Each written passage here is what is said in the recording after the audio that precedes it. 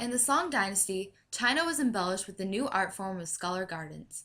The effort that both scholar officials and wealthy merchants put into turning their backyards into gardens produced magnificent and beautiful landscapes. These private gardens were a backyard retreat for scholars. They were meant to invoke feelings and sensations, along with allowing people to seek contentment and peace in nature.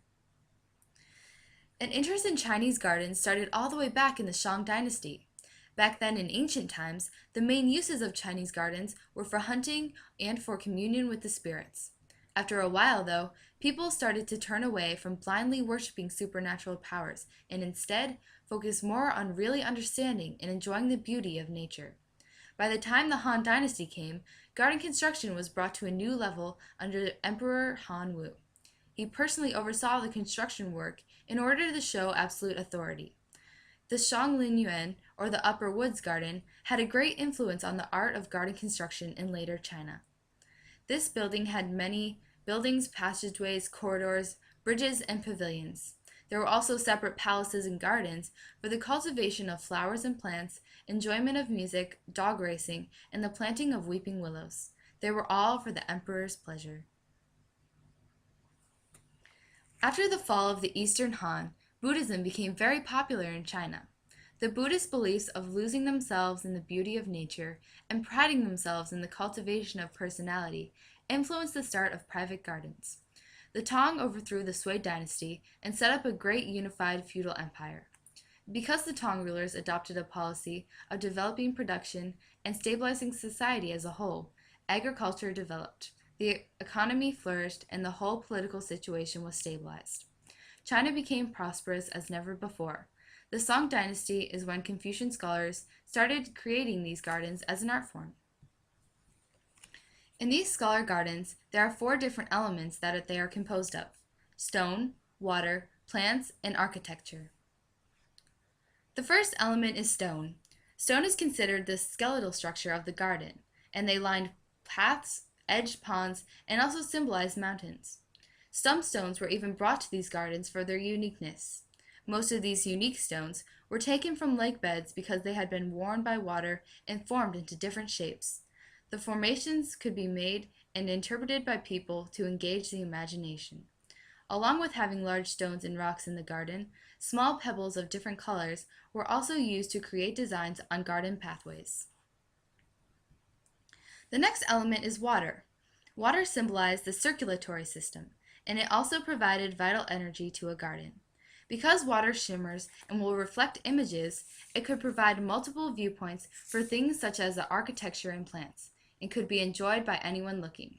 Water was said to balance out the hardness of stone with its softness. Plants were selected for their shape and symbolic meaning. Trees, for example, would represent the age of a garden. Pine, bamboo, and plum were very popular plants in gardens known as the three friends of winter. They symbolized longevity, resilience, and renewal. There were also various types of flowers in a garden, and they would represent the seasons. Peony, which represented spring, symbolized good fortune, while lotuses symbolized purity in the summer. In autumn, there were chrysanthemums to symbolize long life, and plum blossoms in the winter symbolizing hope. As you can see, plants were very symbolic in these gardens. Finally, the fourth element is architecture. Architecture and buildings were meant to be welcoming for people, along with showing inner peace and spiritual harmony. Architecture was varied and designed so that there will be different and unique views when looking at buildings from every angle. The insides of these buildings were furnished with wood and stone, engraved with patterns and designs. On the outsides of the buildings, pathways and bridges would connect one place to another. They had many turns and zigzags to lengthen the journey when traveling. The Zhenyue Garden was built in Bianliang, which is the east capital of the Song dynasty.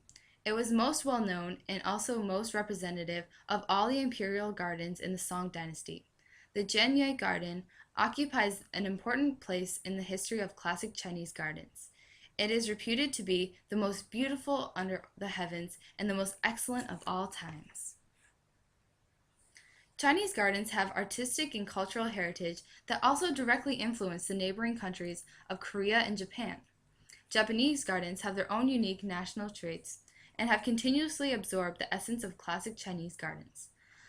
Along with the neighboring countries, the West at the time also became influenced by China.